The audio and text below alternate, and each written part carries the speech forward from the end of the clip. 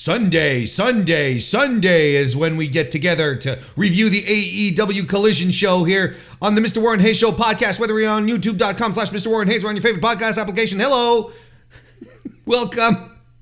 Yeah, you want to look, why are you, Warren, what's going on? You're usually so laid back, not as excited, not as completely in your face. Well, listen, I've had a very busy morning, and I'm doing the most Canadian thing right now. If you're watching the video, you know exactly what I'm talking about right now. If not, I've been having Tim Hortons coffee today, which is elevated just about every chemical in my body, and I can feel it to the tips of my fingers. So it'll make for some interesting content. It'll make for hopefully a good experience for you here, fellow viewers, listeners of the Mr. Warren Hayes Show. Nice to have you. Hope you're all having a wonderful weekend, and I appreciate you once again allowing me to regale you with some thoughts regarding AEW Collision. Hey, and if you're listening to this on YouTube, well, you know the drill. Likes, subscriptions help out a great deal.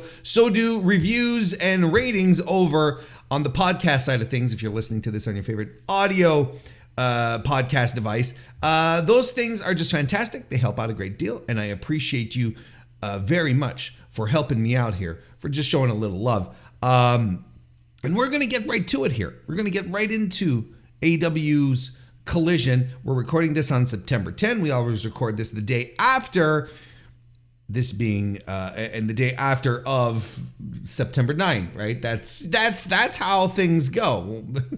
That's how numbers work.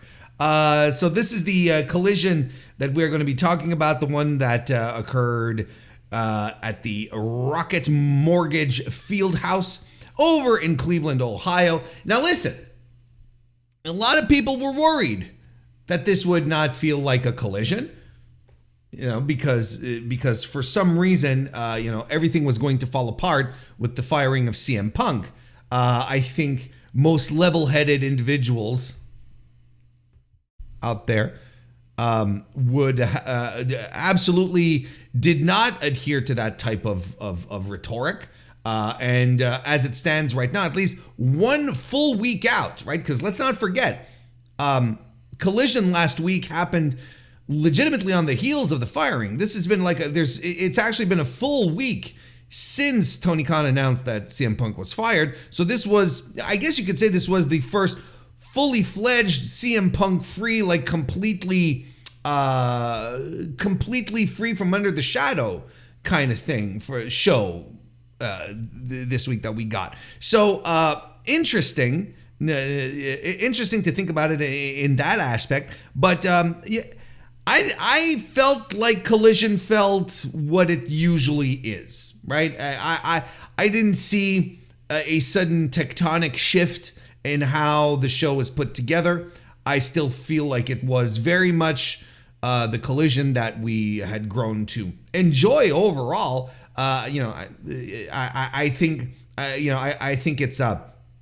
it's generally accepted that Collision does feel different from Dynamite, and I think that is important. It's important in, making it into something that people will enjoy independently, and not feel they're just watching, Dynamite 2, which would be a mistake. Now, are we going to start throwing flowers here and saying, oh, Collision will be fine, it will always be the exact same thing, there is no issues here, what are we doing? No, we're going to give this time to grow, time to breathe.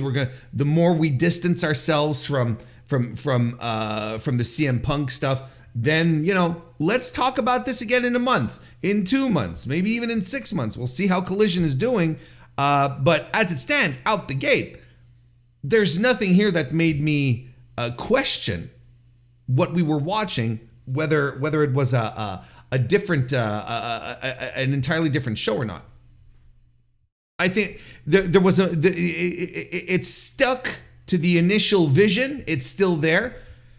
We'll see how it goes. Of course, as we all know, ratings wise, we have entered, as of last week, we have entered the fall sports season with college ball and then the NFL, later on, of course.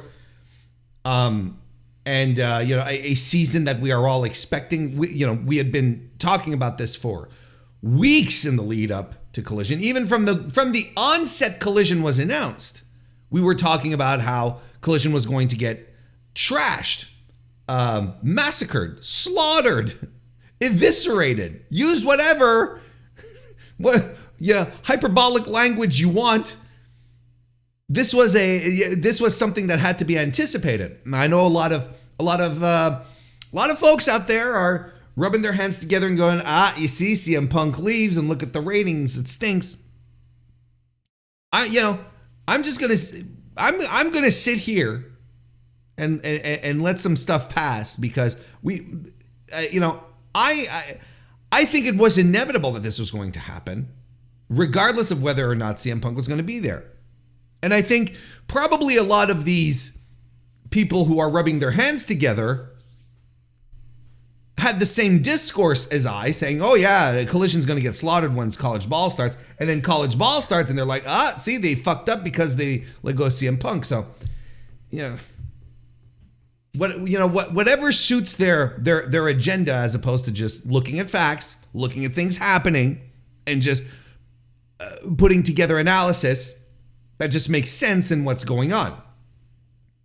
Personally, I would have really liked to see CM Punk still on the show and going through a week of college ball. Couple of weeks. I really would have liked that. But that's not going to be the case. And honestly, when I say I would have liked that, it would have been like by pure curiosity. I still stand by the fact that getting rid of Punk was the best thing to do. I didn't have to, you didn't have to humor me for an extra week just to make sure that everyone understood that CM Punk or not, Collision was going to get destroyed in the ratings, because it got destroyed in the ratings, and it's going to continue getting destroyed in the ratings. And anyone who's going to make a big deal out of that and point and laugh just doesn't follow the business and is not able to make critical thought, again, based on observable facts and analysis. That's all. So we're fully expecting Collision to get trounced again. And the reason why I'm bringing this up is, I'm convinced actually that, TNT and AEW came into this agreement, Warner Bros. Discovery, they all came into this agreement knowing that during the sports season, Collision would not have these tremendous ratings. I'm convinced that was a thing, but moving forward, I would assume that that Tony Khan will not lose interest in Collision, as he has done with his other televisual endeavors, wrestling-related television endeavors. Like Rampage was never supposed to be a B show. Now it's a C show. Elevation and Dark Elevation. Well, those sort of just became like, throw things together and just make content kind of. They became content factories over anything else. So whereas these shows all were debuted with a very different premise and a very different vision, hopefully, Tony doesn't lose interest because the ratings aren't performing as well, or maybe he feels sad because he had to fire CM Punk. Look, this is all I hope for, because right now the show feels very much the same. So as I said, Cleveland Rocket Mortgage FieldHouse, 3,188 distributed for a setup of 5,407 tickets. Listen, this show, here I am smacking my microphone around while my microphone hasn't done anything wrong. I apologize. No, I apologize to everyone. I don't want to be perceived as a microphone beater. This show and this review actually is going to be under the theme of let's sell tickets. Let's move tickets. If you listen to the Mr. Warren Hayes show or the Dynamite review, one of the things that I often speak about, and I think we've even spoken about it here on the Collision review a few times, something we bring up fairly often is how ticket sales aren't going all that great for AEW. It's not necessarily fantastic. We're in a median. I try to bring the information, cursory information, just like, well, look, this is what's happening. This is the average. Are we performing within the average, above, below? And the average, well, it isn't fantastic when you realize that they're putting together shows, putting on wrestling shows in larger arenas, with large capacities, NBA arenas, hockey arenas. It's not a great look when you're entering, let's say, a 15,000, 17,000 seat building and you can barely put 5,000 people in it. That's not necessarily great, and does not, of course, there's the revenue attached to it, which is really crucial, but is also, it's also very, it's never a great look for your live television if you can't like pan into an arena and then see, a full capacity place. You'll notice AEW hasn't been doing a lot of that recently, these arena pans, because the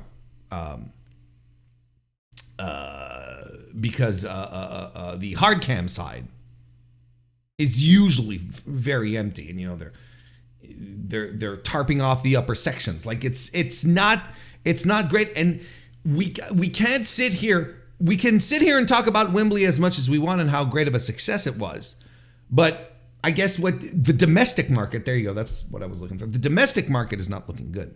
Even the Canadian shows didn't, when they were on tour a few months ago, it didn't draw all that great. I don't know how great AEW is going to do in Montreal in a couple of weeks when they come here at the start of December.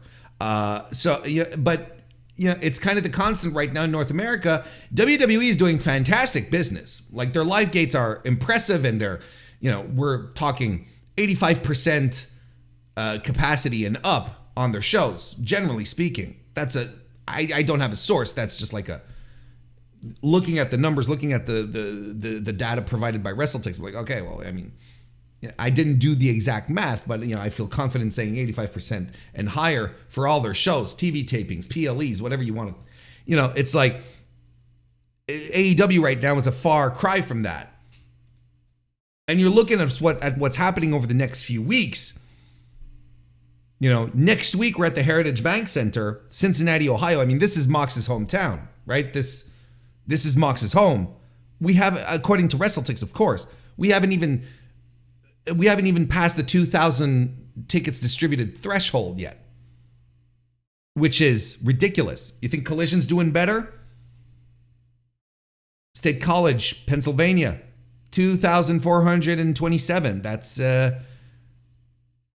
not great either. Again, not a big market to begin with, but not fantastic either.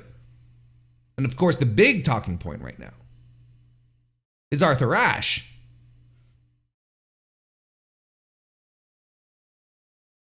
Which we're barely at 5,000 tickets distributed. I mean, none of this is good, folks.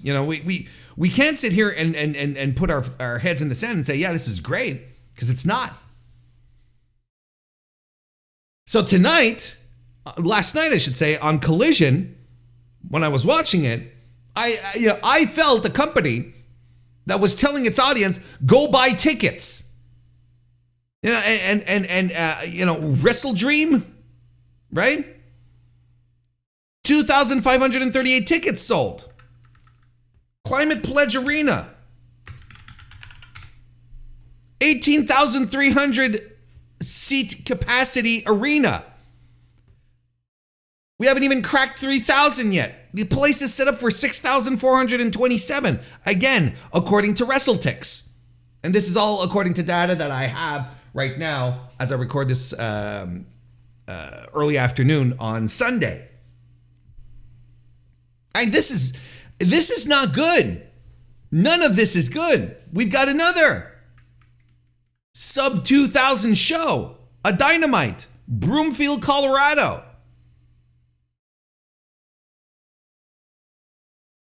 We're going to Grand Rapids, Michigan. 2,101 tickets distributed.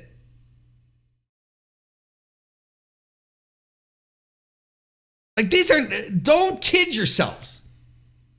These are not good numbers.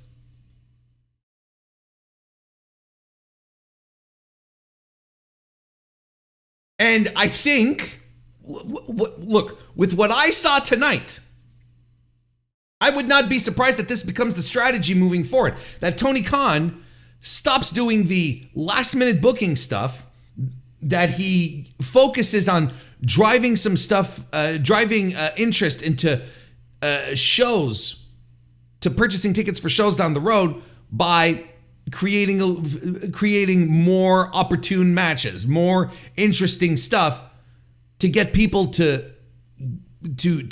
buy a ticket, to go out and buy a ticket. That's just how I see it. And you know, there's a lot of people who say, "Oh, well, Warren, you know, the ticket prices are so expensive. They're much more expensive. That's why people aren't buying tickets." Well, I have a tendency to disagree with that. Because I'm the kind of guy who's like, look, if you have a good product, you have a hot product, whether it's a music act, a feature film, a Broadway production, or a wrestling show, if you have a good product that is getting people excited to go see it, they will pay whatever amounts of money they want. And you can just look at WWE. You know, WWE product is super hot right now, and people are willing to pay exorbitant amounts of money to go see a show. Why? Because by positioning yourself as such and having a premium ticket price, well, there's something that goes along with that. And then people go, well, this is fantastic kind of thing. You know, I'm going to, let's go see the big time show, despite the fact that the product in itself, as far as WWE goes, right, the wrestling show in about itself is tremendously boring. I don't know why people pay so much money to go see a taping of Friday Night SmackDown or Monday Night Raw. I don't understand why people pay so much money for such a bog average, sometimes boring, oftentimes frustrating television show. I really don't. Again, that's just me.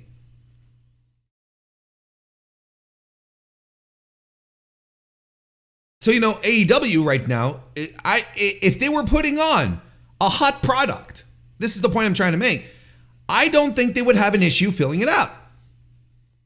That's why, you know, last year for Arthur Ashe, let me just pull up the number to make sure.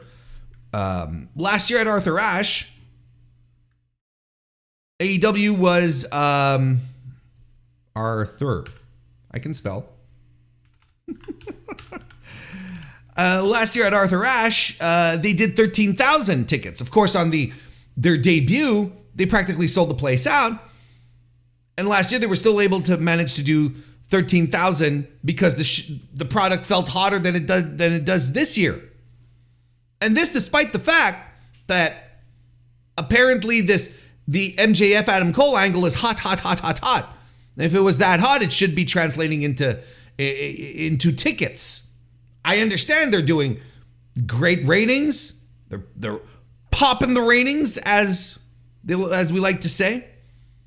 But it's not translating into ticket sales. It's not putting the proverbial butts in seats.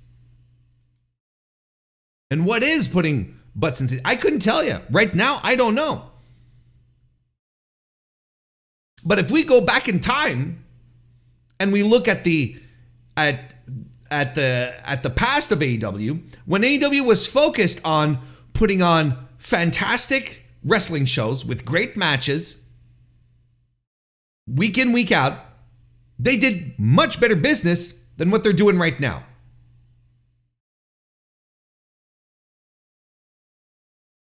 This might also be a conversation that could all be for moot. This could all be a very moot conversation very, very soon, as AEW enters its phase where it's going to start getting guaranteed money. And we've talked about this as well on the podcast in the past. Just to reiterate very briefly, the advantage, one of the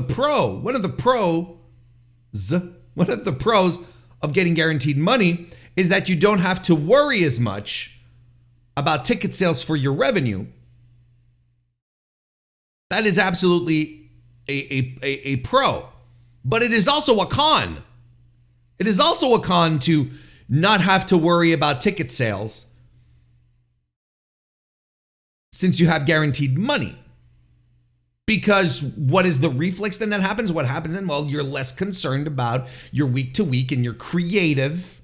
And we've seen this we have precedent. We have precedent of another company resting on its laurels because it's got billions of dollars just popping into their pockets through a rights deal. So AEW is positioning itself to get the big rights deal. We've seen a whole bunch of articles and talk about its valuation these days. I'm going to steer clear from that. I don't want to start that debate up, and I really don't have anything to contribute, really. I want to see the end product at this point in that regard. But, it's a double-edged sword is what I'm trying to say when it comes to getting a big money deal. Like on one hand, you don't have to worry about putting people in seats, but on the other hand, you also don't have to worry about putting people in seats. So I've been one of the first when we started talking about, the potential sale like months ago, not the potential sale, but the rights deal during the time of the upfronts. I was one of the first to talk about how worrisome it is okay to be, how anxious you can be in regards to AEW getting a big money deal and having anxiety regarding how it's going to affect the creative, because we have an example of how big money licensing deals have affected the creative of another company. We have that precedent. So in the meantime, AEW is still here going, we want you to buy tickets. Come see our shows. Here are the tickets you need to come see our shows. Come buy tickets. This is what you need to do. Let's get on with the show. AEW International title match kicked things off. The debut of the Collision debut of Jon Moxley, successfully defending his title against Action Andretti. There would not have been a Jon Moxley for a while on Collision had CM Punk still been around. And look, you cannot blame Tony Khan for bringing Jon Moxley in on the first true CM Punk-less episode. Top guy in the company. Everyone likes him. And I thought this was a fine little match where Andretti actually started healing it up here in the match, right? We're in Ohio. Moxley came out with a Buckeye Combat Club shirt, it's his home state.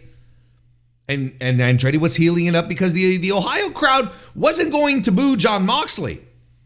Now, I don't know how much this was by design, but I really felt like during this match, Moxley was calling a lot of audibles. And I know there are some people in pro wrestling analysis who watch a wrestling match and they are able to pick up, whenever someone is making calls or, they're talking about this, he said that. And I don't know how they do it. I'm there and I'm listening. I'm listening to commentary. I have the audio on and I'm listening.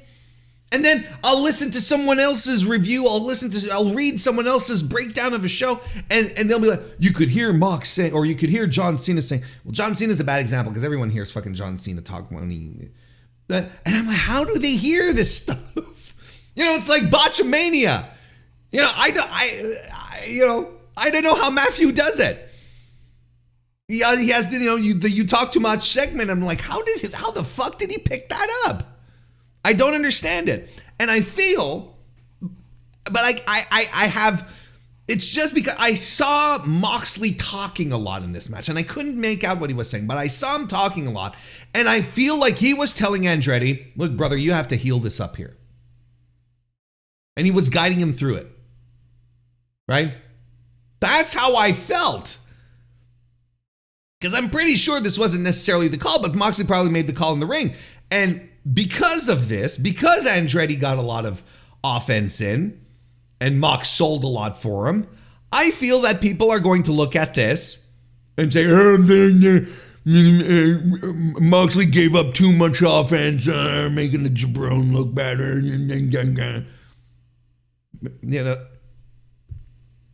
And of course, these people don't understand how pro wrestling works, right? If you're in front of a crowd and the crowd is teetering one way, just go with the flow. How many years have we pulled our hair out at WWE's inflexibility to do this when a crowd is clearly turning on someone, but the wrestlers stay down the goddamn path? You can't deviate from the script despite how nonsensical it is. How many times have we pulled our hair out looking at these situations and saying, why don't they just do the natural thing, if only for this one match, and do this?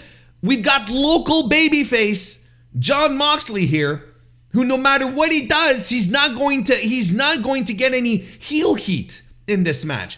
People are going to support him.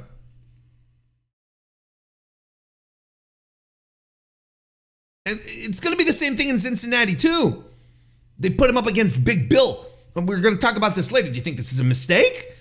Do you think it's because, suddenly this is the Big Bill babyface turn? No, let's not be stupid here. But yeah, no, I'm sure there's people out there who are bothered about this. But again, when you've watched a lot of pro wrestling and you pick up on this stuff and this is just normal and it makes a lot of sense. And it's something they should do as opposed to trying to run the original plan. And I'm convinced Mox called a bunch of audibles and guided Andretti through this. Because again, I saw him talk a lot in this. Anyway, let's move on.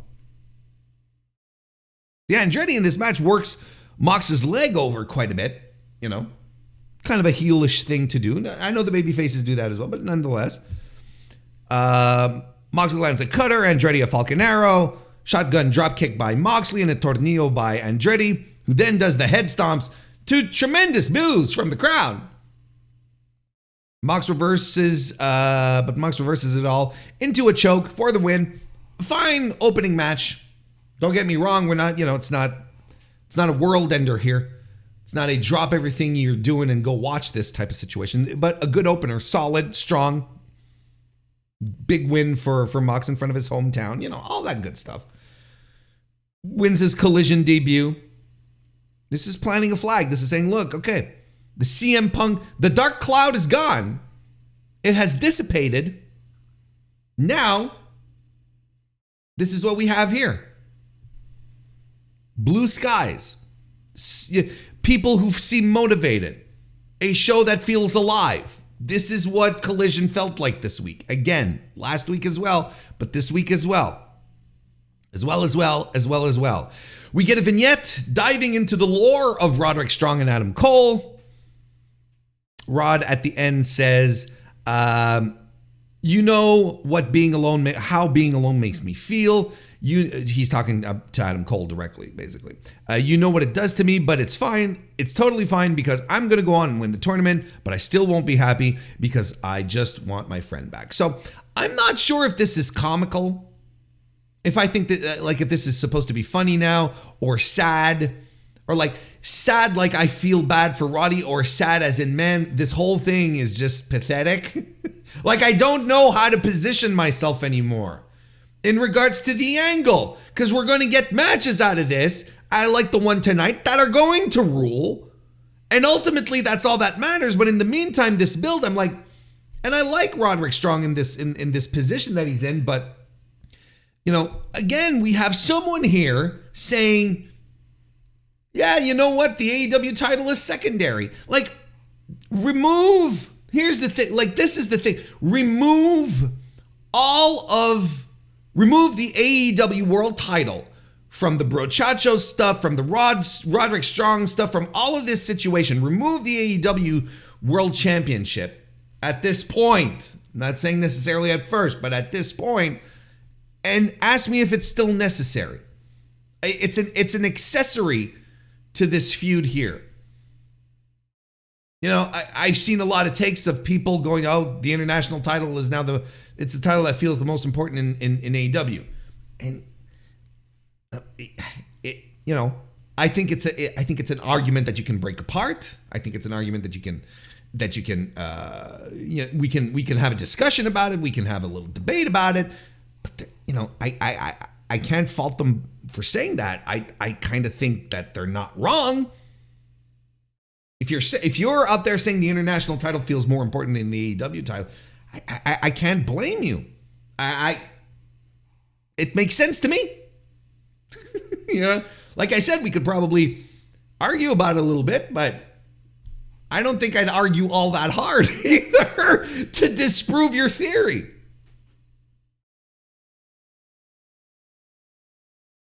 And I will say this about the Eliminator tournament and whatnot, because by now we all know what. Well, I'll save it for later.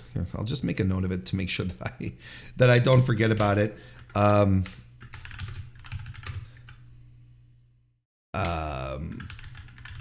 we go. Just to make sure I don't forget, because it's the kind of thing I do. We'll talk about it later, and then I forget. Kris Statlander defeated Robyn Renegade, who accepted an open challenge. Robyn Renegade has a heat segment after eating a German suplex. Kris Statlander lands the Blue Thunder Bomb. Renegade misses a kick and eats an electric chair gourd buster, which I still think is a vile as hell move. It looks like it's shit to take. And Statlander wins with a roll up. I've talked about it very recently, and I've said I think if Kris Statlander relies more on her strength, her knees are what they are, and she will not be able to high fly and do spectacular moves as much or even at all anymore if she wants to make sure that she has an extended career now in wrestling, now that both of her knees are blown. If she relies on her strikes and her strength, I think she will come off as a much more credible, more consistent pro wrestler, as opposed to trying to do flips and shit like that. In this match with Robyn Renegade, as short as it was, I thought she looked great. I think it suits her to be a powerhouse, strong, a strong striking machine. I think it works for her. And the Renegade twins have come so far since, 2 years at this point? They really started to come up as the pandemic was hitting, and then, and I was very low on them, but holy shit, did they put in the work. They put in the work big time. Both of them, Robyn and Charlotte, they're both very good. And they're only going to keep improving, so that's great. After the match, the Renegades double team Kris Statlander, and then Jade Cargill returns, does a run-in. The twins hold up Statlander. They offer her up to her. They're like, hey, why don't you beat her up? But she takes out the Renegade twins, but also Kris Statlander, and then picks up her belt. I do say her belt because she picked it up, kissed it, and she says, I love you so much. That's something that I picked up. I saw that.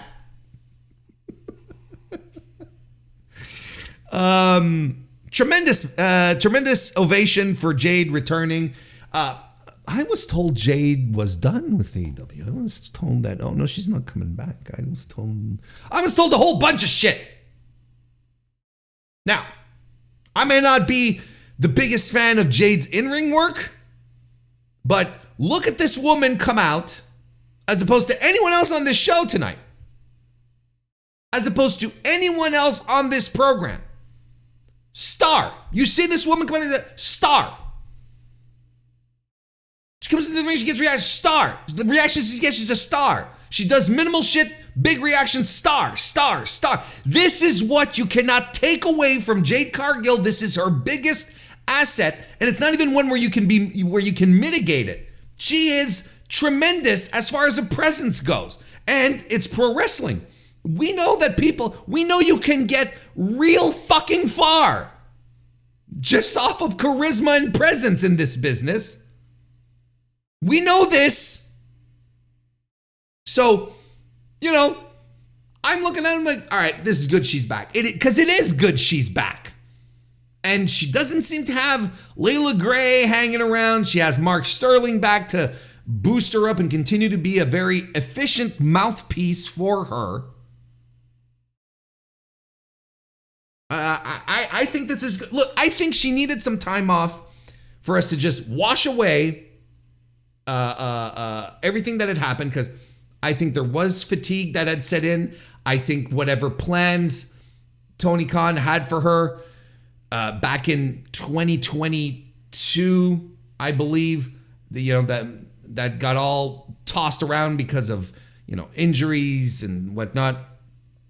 I think whatever was stretched out, she was all over the place. There was no focus in what she was doing. Now she comes back and we get a good focus program with her, and she can, if all we do is go back to Jade squashing jabrones week after week, and especially Jade winning back the title and going back to that, then I don't think that's interesting. But again, we'll just see how things develop here. I think she has more to offer on this roster than the opposite. And again, we're not going to tune in to watch Jade Cargill matches tear the house down. Not unless she's suddenly become this prodigy in the 3 months she's been gone. Renee's backstage with Saraya and Ruby Soho. They're all worried about Toni Storm. They hype up the 4-women match on Dynamite this Wednesday. Tony Schiavone is having a sit-down mediated discussion between ROH World Champion Claudio Castagnoli and Eddie Kingston, the New Japan Strong Openweight Champion. I thought this was good, but if only because Eddie was Eddie, right?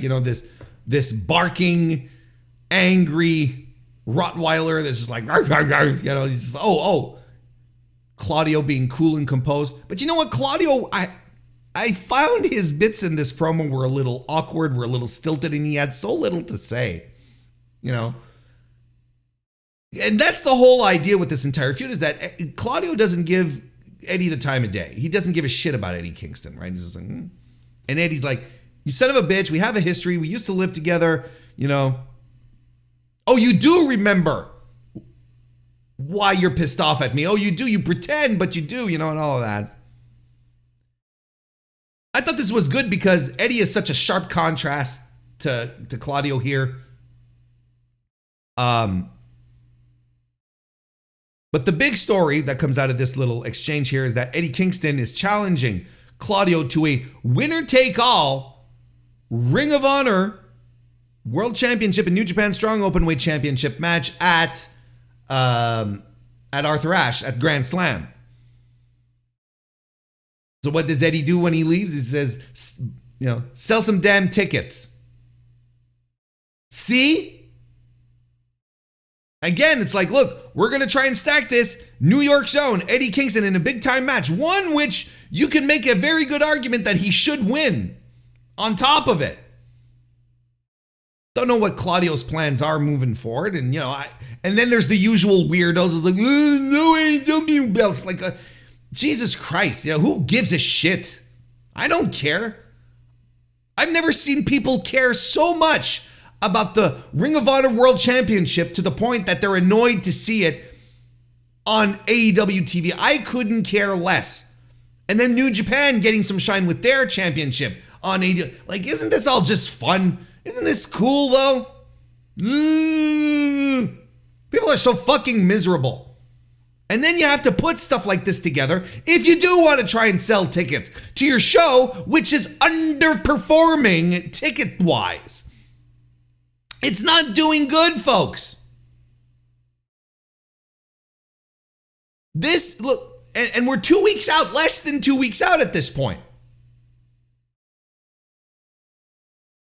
And knowing Tony Khan's usual booking patterns, he probably might have booked this the night before or the Saturday before. But he sees the writing on the wall. He knows how things are going right now. So we got to put butts in seats. And MJF ain't doing it right now with Adam Cole. That's not doing it for us right now. I don't know. Bullet Club Gold in a trios, as opposed to the 8-man tag that we were supposed to have. Jay White could not make it due to personal reasons. But the remainder of Bullet Club Gold defeated Aerostar, Gravity, and Dios del Inframundo, which I believe translates into God of the Underworld, who is the former Drago, 48-year-old Drago, AAA mainstay. I think he might have been a little excited to be in this match. The tag thing that was completely blown. When they're like, okay, maybe he was just a little too excited. Maybe too much lucha rules. I don't know. It's not as if AEW tag team rules are all that stringent. I bless the reins down in Africa that Jim Ross was not on this call here for this one here, because that's all he would have talked about, not just for the rest of the match, for the rest of the fucking show. How the referee couldn't keep control of the guy and he was not the legal man or whatever. Anyway, this is the former Drago, right? Because now I believe AAA has a new Drago who is not this guy here, who is the original Drago, because he left in July. Now he's known as the God of the Underworld. A fine little match. I mean, we're not going to get... But here again, AEW continues the great tradition. AEW talks about their great traditions, the great traditions of the women's four-way matches. But there is one great tradition that AEW does continue. That is the great tradition of WCW Nitro using luchadors to get the heavyweights over. You can never really shake that off. Because look, AEW has access to some of the best luchadors in the world right now. Vikingo, Commander, Rush is under contract, but so on and so forth. Aerostar didn't quite shine in this match, but he's very good. And they're putting other guys over, it's like, I mean, I may be exaggerating, but we're seeing this more than the opposite. We're seeing luchadors lose on AEW programming more than we see them winning. Then again, you can absolutely tell me, you can be like, Warren, these guys aren't, they're not employed by the company. Why? And you're right. Don't get me wrong. Don't put guys over that you don't have under contract, right? But Commander, as far as I know, he's under contract. I don't know. The person formerly known as Lana, let's call her FKA Lana, has a pre-tape, a very good pre-tape, by the way, going on about how Miro is, she was the first sacrifice on his road to redemption. How he let her down, and she wants to be the coldest manager in wrestling once again. FKA Lana, as Tony Khan pointed out, does not have a long-term contract with AEW, but in this promo, FKA Lana clearly was trying to show her worth. so that she can have a long-term contract with AEW. Then we get the Acclaimed, who plot out their route on their quote-unquote international tour, an international tour that had one date in London, the rest all in the United States. Again, why do you think they're doing this? And why do you think they put an emphasis on Arthur Ashe, and this is where we won the titles as well? Because they want people to go buy fucking tickets to the show. So again, under this cloud of domestic sales aren't going well, we have to drive this home. I have not been making this up week after week, folks. I've been telling you. And we're in the average, but it's not great, but we're in the average, or we're a bit under average, or we're showing, we have actual physical signs right now that AEW knows that their domestic ticket sales are in the dirt.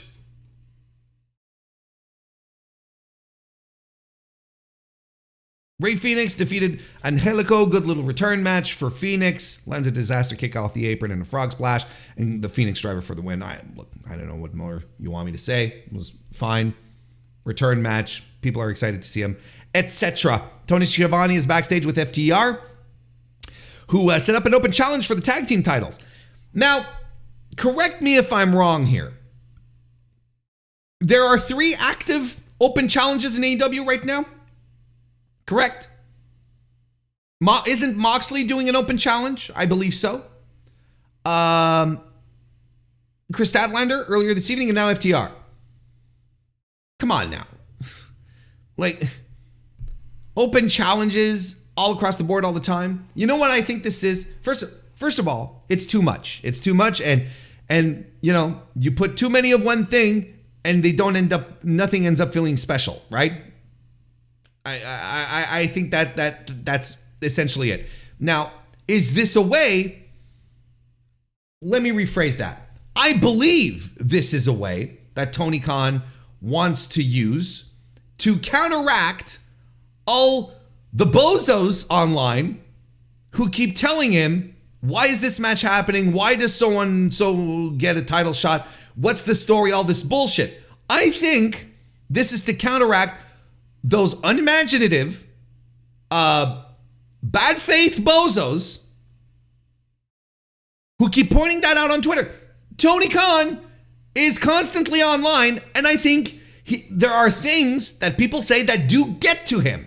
And I think this is another example of people getting to him. People who have, quote unquote, large followings on Twitter, who quote out, why is so-and-so getting a ton of money? So this is the way for Tony to say, look, this is why I'm booking random matches. Because there's open challenges. And I'm like, I don't give a shit. I could not care less than reasons for matches to happen all that much. When it comes to titles, you can also have non-title matches too. That's the thing. Now, if we had a ranking system, we could default to that, but we don't anymore. And we're not going to harp on that.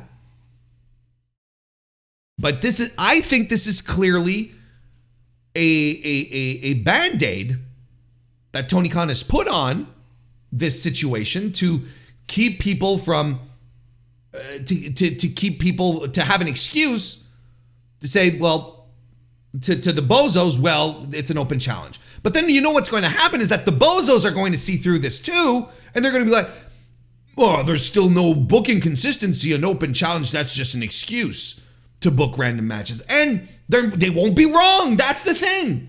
It's like the original argument is silly. And it's silly, mostly because it comes from people who don't watch the show. Mostly because it comes from people who don't watch AEW or who have an anti-AEW agenda. So he's listening to the wrong people to begin with.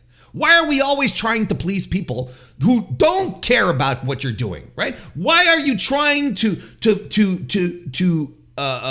appeal to people who don't even watch your show? Do you think this is going to win them over? No, they're going to find more holes to poke into because that's what they do. You know, sometimes, and this is not just in wrestling, there's other stuff too, but sometimes when you're a fan of something, it's very frustrating to see the thing you're a fan of try to cater to people who are, I'm not going to even say critical, who are downright negative to what you're doing, to try to please them while forgetting about your fans. And this is something that Tony has to be really, really careful about. Now, I understand that at the same time, he's in this position where he's like, we need growth, we need more butts and seats. What should I be trying out some other things? Are these, random matches annoyances enough?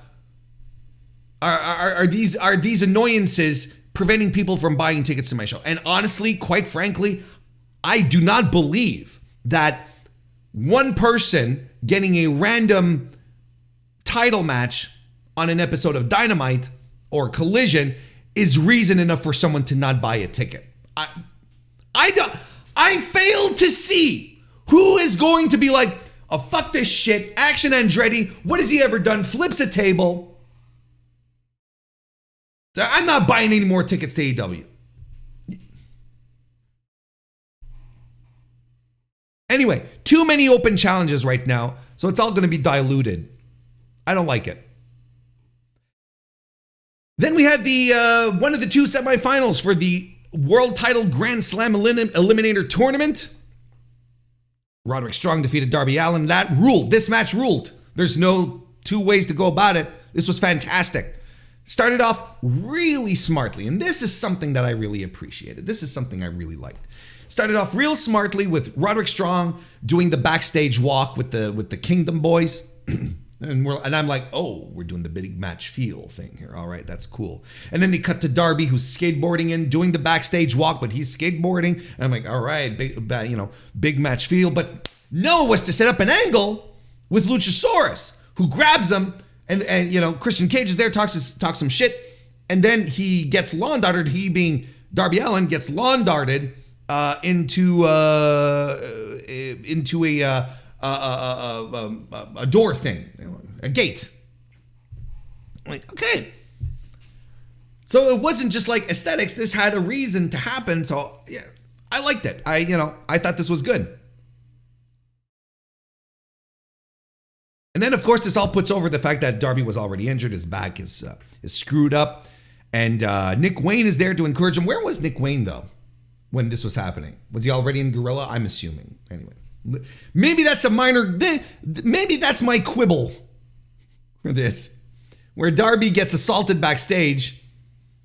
Nick Wayne comes out with him, but Nick Wayne was not backstage walking with him at the very least. Like I said, maybe he was already in Gorilla because he was skateboarding. Nick Wayne was like, you do your skateboard gimmick. I'm going to go. I'm going to go wait for my cue in Gorilla. Anyway, Darby Allin needs a backbreaker. He gets throttled on the floor, even if he hits a suicide dive. Darby Allin reverses a backbreaker from Roderick Strong into a crucifix, lands a code red. Roderick Strong locks in an STF. And you know what I liked about this STF spot? Is when Darby grabbed the ropes, Roderick Strong clearly and very snappily pulled back during the 5 count. As the referee starts to count him down, just like, the minute Darby got the ropes in. Because that means Strong was like, oh, I know he's going to reach the ropes, but when he does, I'm ready. And he just gives one last really massive torque. I like that. Little detail here. Tremendous spot where Storm Uranagi's Darby Allin on the top turnbuckle. Just a fantastic spot. Darby fights back, gets a stun dog millionaire on the apron and a coffin drop to the floor. AR Fox comes out. Nick Wayne is like, hey, buddy, what the hell are you doing here? Kind of thing. So they're really going down this road some more. Back in the ring, Roderick Strong lands a sick kick, a scorpion death drop by Allin. The Kingdom interferes, which leads to some miscommunication on the floor by the babyfaces, where AR Fox accidentally takes out Nick Wayne. Darby Allin coffin drops onto Roderick Strong's knees and eats the end of Heartache. Roderick Strong moves forward here. After the match, Nick Wayne and AR Fox jaw-jack at each other. They're like, what are you doing, pal? You know, wrestlers landing into other wrestlers' moves and, you know, never thinking that things can be accidents, that everything has a purpose, that everything is meaningful and that you're out to get them or they're out to, you know, the CM Punk vision of things. The slurp doesn't work as well with the, let's do that again.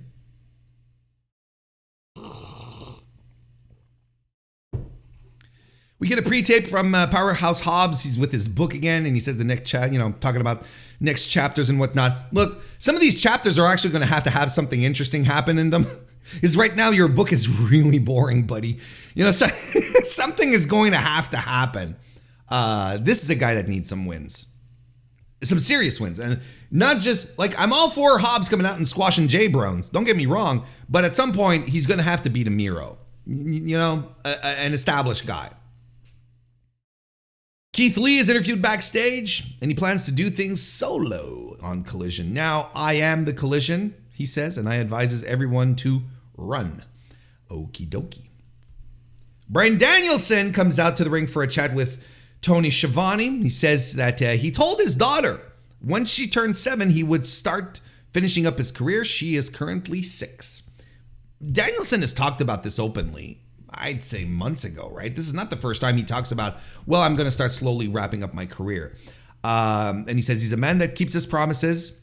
So time is running out. But now, of course, the audience doesn't like this, right? But now, you know, he says he's going to call his own shots and he will not go gently into that good night. Quoting Dylan Thomas here. He even compares himself to Odysseus. This is what happens when you read a book or two, folks. You can start dropping these awesome references that sound really, really compelling, and you're like, oh, well, this sounds great.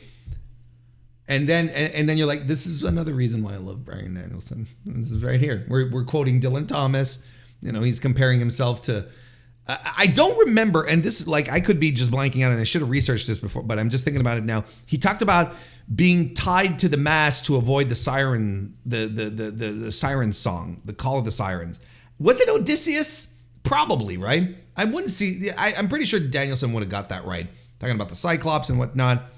But eventually, you know, Odysseus goes home after 20 years or so, goes home to marry his Penelope. Been waiting for him patiently, pushing off all suitors, right? And he comes back and he's old, and she's like, you know, to determine who will take my hand, we will have a tournament, and whoever can do, you know, an archery contest, and whoever wins the archery contest, something that, you know, very Robin Hood like, you know, but whoever wins the archery contest will get my will win my hand in marriage. And then Odysseus is there. He's 20 years older. No one recognizes him because he's fucking 20 years older, and he's disguised himself and whatnot. And then he does the bow and arrow thing, and she recognizes him because of his technique and his impeccable style. And she's like, "Oh Jesus, it's my guy. He's back," you know, kind of thing. So maybe there is something very romantic in that, in how, you know, in how Danielson perceives his career and with his family, with Bree and his kids. Maybe I'm thinking too much into this as well, but you know. Danielson, let's go back to some wrestling now. And we got the literature part of the program done. That the highbrow stuff is out of the way. Let's get back to wrestling. If you think, look, he's going to kick everyone's head in, because if this is last year, he's going to make it epic, is what he said. And, you know, of course, talking about Odysseus, and then using the term epic as hand in hand. And he calls out Zack Sabre Jr. as an opponent for Wrestle Dream on October 1st. Again, see, we have to start building this show. Wrestle Dream is October 1st. This is less than a month, folks. So Tony is doing his usual pattern where he's going to give us one match to focus on. And we'll probably have one or two that will be positioned as the top matches on the card. And are you kidding me? Danielson and Zack Sabre Jr., this is an absolute dream match. This is what everyone has been waiting for a long fucking time. And we're going to get Zack Sabre Jr. in his prime right now. Zach is in his absolute physical, technical expertise prime. Incredible stuff. And a Danielson that just is like we like to say here on the show, the greatest North American wrestler to ever do it. So what do you want? This is gonna be great. And already, my ticket is sold. I bought my ticket to Wrestle Dream. I'm good. Just on the strength off of the back of this match here, I'm fine with that. And then Ricky Starks interrupts. He comes to the ring. He says he's being a little overlooked again. Big Bill, by the way, is with him too. And he says, but after Sunday, he feels he got everyone's attention. Now he's immortalized as the face of Collision. Yeah, good for you, Ricky. Do it. Take it. It's yours. Take it off the other guy. And he's going to be the man that Danielson could never be in his entire career. Danielson says, Starks, instead of coming out and, jaw-jacking, you should have been a little more patient because I had something for you, because as the BCC like to say, if you want to be with them, you have to bleed with them. And then he has a t-shirt and he starts pulling it out, but he never fully displays it because Big Bill attacks him. Clearly he being Danielson, was offering Ricky Starks a spot in the BCC, but we never got to that point. Because Big Bill goes after him, then Ricky Starks pulls him off, and he sort of goes, "What are you doing?" And then he goes to beat up Danielson. So all right, look, I know probably a lot of people were like, "Oh, that would have been so cool," but Ricky really wasn't a fit for the BCC. Let's be honest, he just wasn't a good fit. This brings out Jon Moxley to stick up for Danielson, who gets laid out by Bill. This is going to lead to making an international title match on Wednesday. Well, in fact, we get a promo. Well, I like the segment. I thought this was a great segment. Short, sweet, to the point. Ricky Starks coming off as a star. Once again, Danielson, just a beast. We're good. Super effective. I cannot imagine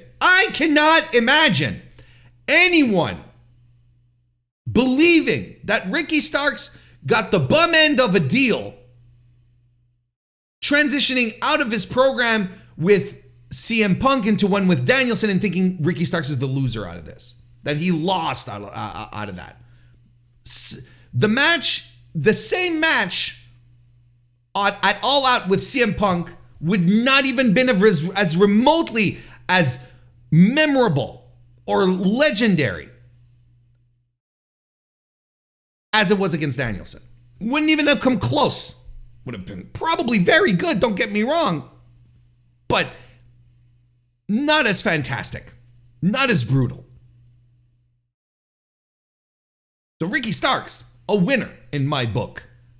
A guy who, and again, this will be up to him, it'll be up to the guy with the pencil to make Ricky Starks a guy who benefits from the loss of CM Punk.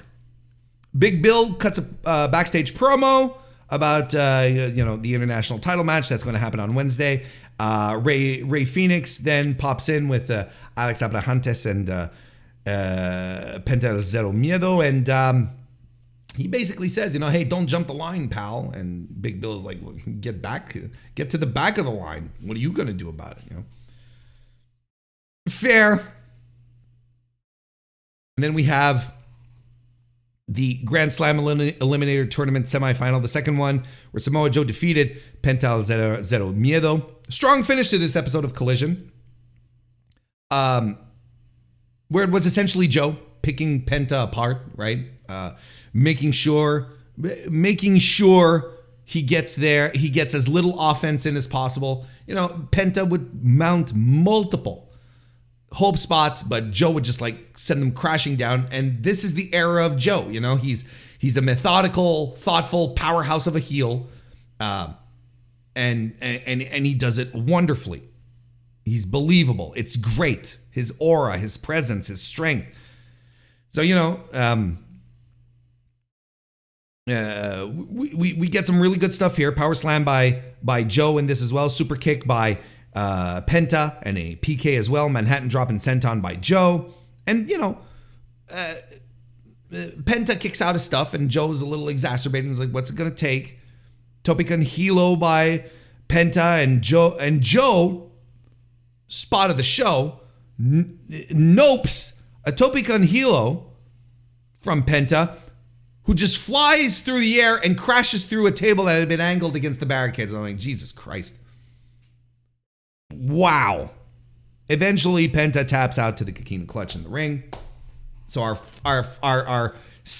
finals of the tournament going into Grand Slam are going to be Samoa Joe versus Roderick Strong.